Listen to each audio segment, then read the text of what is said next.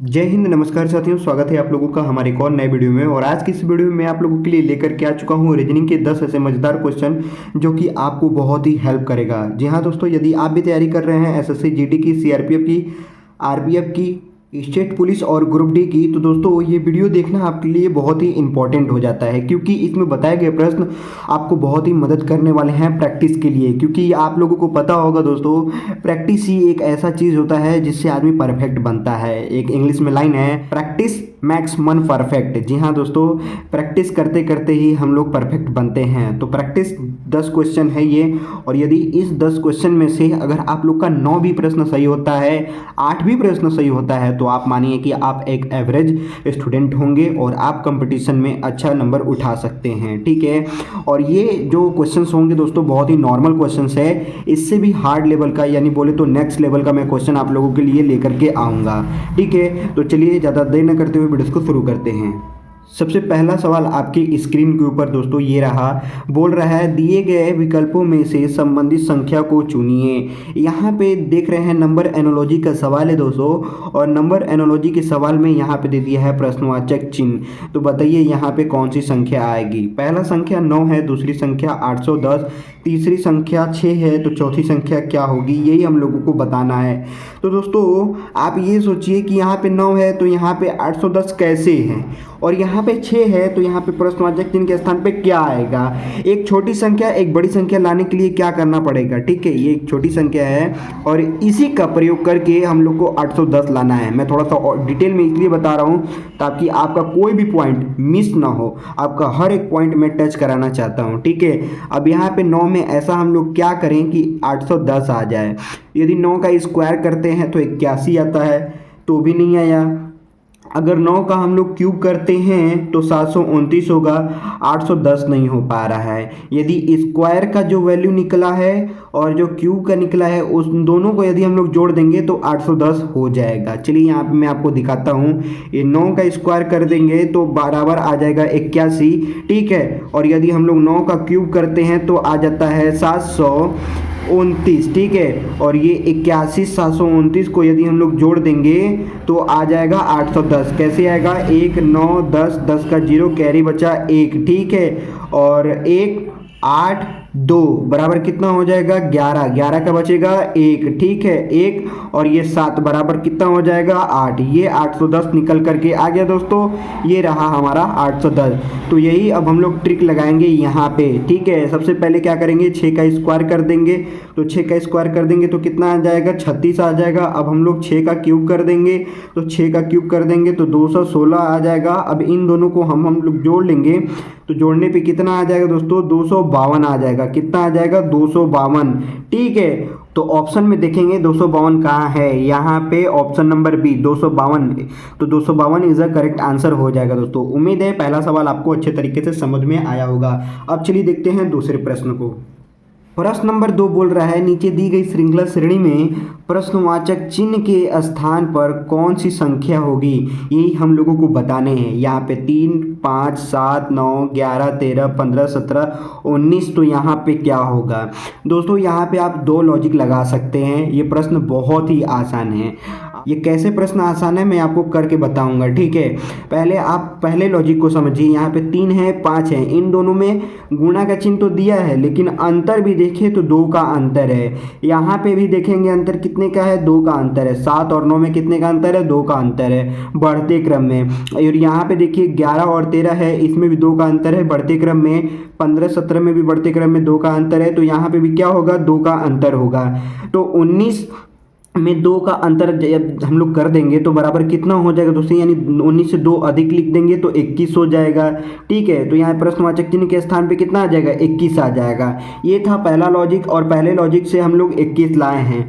अब चलिए दूसरे लॉजिक को देखते हैं। यहाँ पे पहली संख्या दूसरी संख्या से देखेंगे। ठीक है, और ये पहली संख्या से देखेंगे, पहली संख्या इस सब में देखेंगे पहली संख्या। ठीक है, और फिर दूसरी भी संख्या में देखेंगे तो आपको नजर आएगा दोस्तों कि 4 का अंतर है। यहाँ पे 3 है 7 है, तो 3 और 7 में कितने का अंतर हो जाएगा, +4 का। ठीक है, 7 से 11 में देखेंगे तो भी +4 का, 11 से 15 में +4 का, 15 से 19 में +4 का अंतर है। और ऊपर में आप देखेंगे यानी दूसरी वाली संख्या से तो 5 और 9 में जो अंतर होगा वो भी +4 का, 9 से 13 में +4 का, 13 से 17 में +4 का, और 17 से अगर हम लोग प्लस जोड़ देते हैं, यानी 17 में हम लोग +4 जोड़ देते हैं तो कितना हो जाएगा, 21 हो जाएगा। तो ये था दूसरा लॉजिक, और दूसरे लॉजिक से हम लोग का भी 21 आया है।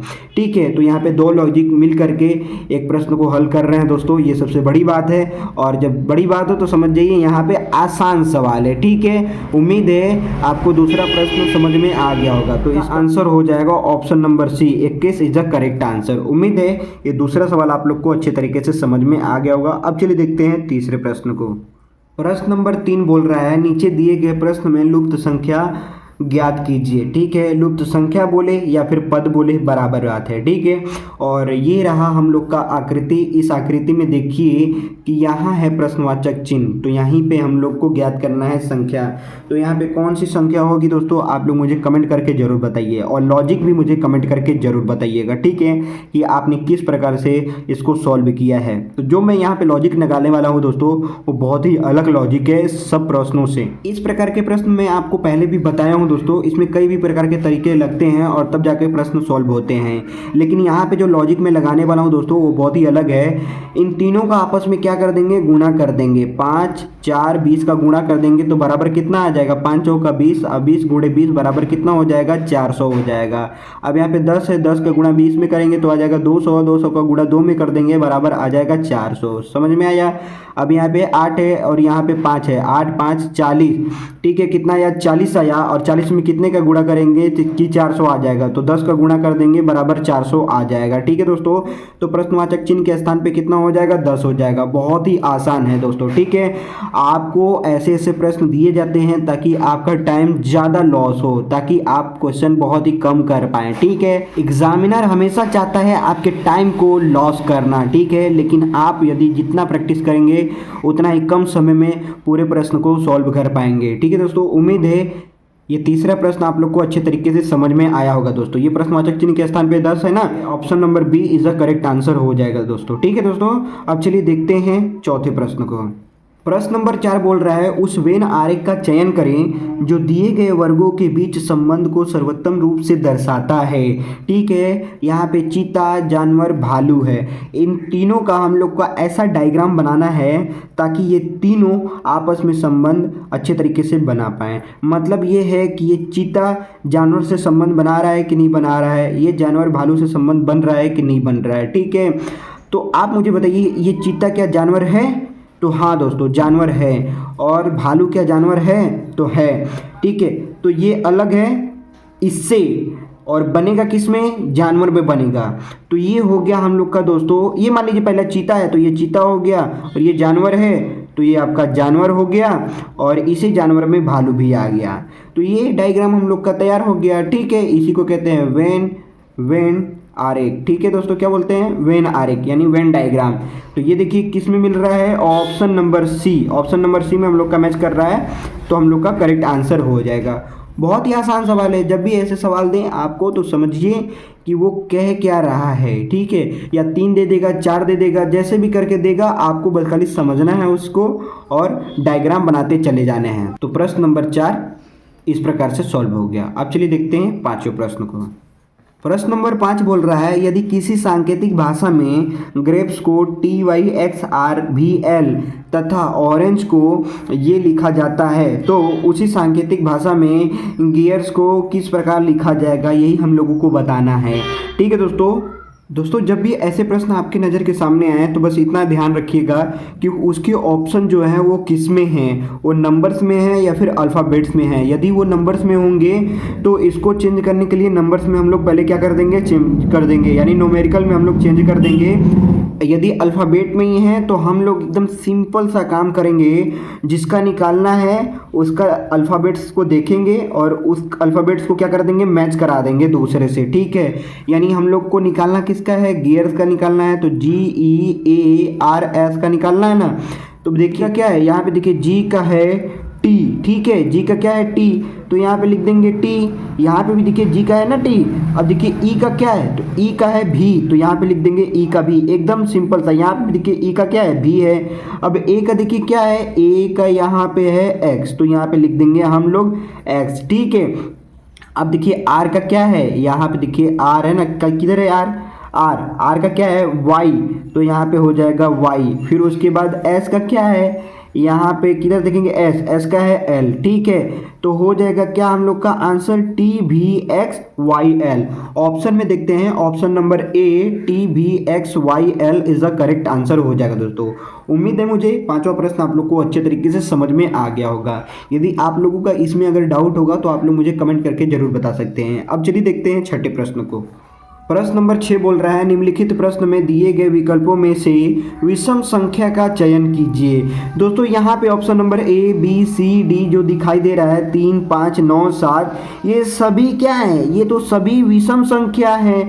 तो अब इसमें कौन सा चयन करें, इसमें तो समझ में नहीं आ रहा कि कौन सा चयन करें। तो यदि आपको जब भी ऐसा सवाल दे दे तो आप विषम को बदल दीजिएगा किस में, अभाज्य संख्या और भाज्य संख्या में, ठीक है। कैसे बदलते हैं, बदलना कुछ नहीं होता है, देखना होता है, ठीक है। तो अब इसमें से बताइए कौन सा भाज्य संख्या है और कौन सा अभाज्य संख्या है। तो 3 क्या भाज्य संख्या है, तो नहीं, ये 3 क्या है अभाज्य संख्या, 5 क्या है अभाज्य संख्या, 7 क्या है अभाज्य संख्या, 9 क्या है भाज्य संख्या। 9 क्या है दोस्तों, भाज्य संख्या है। और भाज्य संख्या वह संख्या होता है जो क्या होता है, कट जाता है, उसको भाज्य संख्या बोलते हैं। और वह संख्या जो नहीं कटता उसको अभाज्य संख्या बोलते हैं। बाकी विषम संख्या तो आप उसको ही जानते होंगे दोस्तों, जो 2 से नहीं कटता है उसको विषम संख्या कहते हैं। एकदम साधारण सा परिभाषा है इसका, ठीक है दोस्तों। तो option number C 9 is a correct answer हो जाएगा दोस्तों। उम्मीद है ये छठा प्रश्न आप लोग को अच्छे तरीके से समझ में आया होगा। अब चलिए देखते हैं सातवें प्रश्न को। यहाँ पर प्रश्न नंबर 7 बोल रहा है, नीचे दिए गए विकल्प में से संबंधित शब्द को चुनिए। काफ़ी है, नेफिन है, तंबाकू है। दोस्तों काफ़ी कैफीन में क्या संबंध है आपको पता है? अगर पता है तो मुझे कमेंट करके ज़रूर बताइए। दोस्तों कॉफ़ी जो होता है वो कॉफ़ी में ही पाया जाता है कैफीन, ठीक है। यदि आप कॉफ़ी खाते हैं या फिर कॉफ़ी पीते हैं तो आपको पता होना चाहिए कि कॉफ़ी में पाया जाता है कैफीन और तंबाकू में पाया जाता है क्या, आप मुझे कमेंट करके बताइए। तंबाकू में पाया जाता है दोस्तों निकोटीन, ठीक है। तो तंबाकू का हो जाएगा nicotine. Option number D is the correct answer. उम्मीद है ये सातवां प्रश्न आप लोग को समझ में आ गया होगा। अब चलिए देखते हैं आठवें प्रश्न को। प्रश्न नंबर 8 बोल रहा है, नीचे दिए गए अक्षर श्रृंखला में खाली स्थान भरें।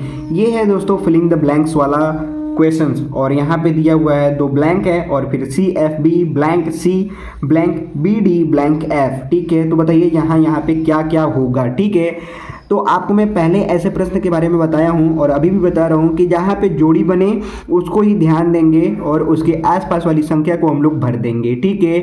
अब यहाँ पे देखिए बी है और बी के पहले क्या है, एफ है, तो यहाँ बी के पहले हम लोग क्या भर देंगे, एफ भर देंगे, ठीक है दोस्तों। अब यहाँ पे देखिए क्या है, एफ है और एफ के पहले क्या है, सी है, तो यहाँ पे भी एफ के पहले क्या है, सी है ना। अब देखिए बी के बाद यहाँ पे क्या है, डी है, तो यहाँ पे बी के बाद क्या भर देंगे हम लोग, डी भर देंगे, ठीक है। बी के बाद क्या भर देंगे, डी भर देंगे।